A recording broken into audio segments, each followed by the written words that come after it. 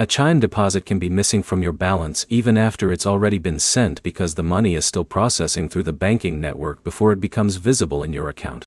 By the end, you'll know exactly why deposits don't show up, how long each stage usually takes inside the system, and what to check so you can confirm whether your money is actually delayed or just not displayed yet. When a deposit is sent to Chime, it doesn't appear instantly in every case because different deposit types move through different processing paths. Direct deposits from employers usually depend on when the sending bank releases the funds, not when Chime receives them. If the employer submits payroll late, or the bank holds the transfer for processing, the deposit can arrive in Chime's system before it becomes visible in your balance. Another common situation is pending deposits inside the app. A deposit can be received but still sit in a processing state while the system verifies the transfer details. During this stage, the money is not available yet, which makes it look like it's missing, even though it's already on the way into your account.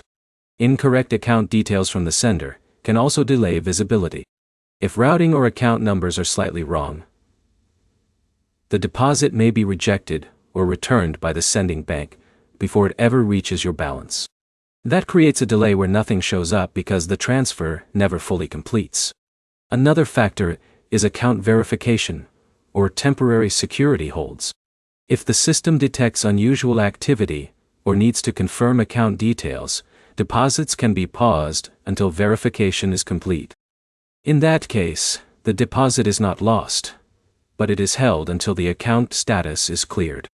To check what's happening, open the Chime app and go directly to your transaction history, instead of only looking at the main balance screen. Look for entries marked as pending or processing, since those indicate the deposit is already in progress. If nothing appears, confirm with the sender that the transfer was actually submitted and that the correct account details were used.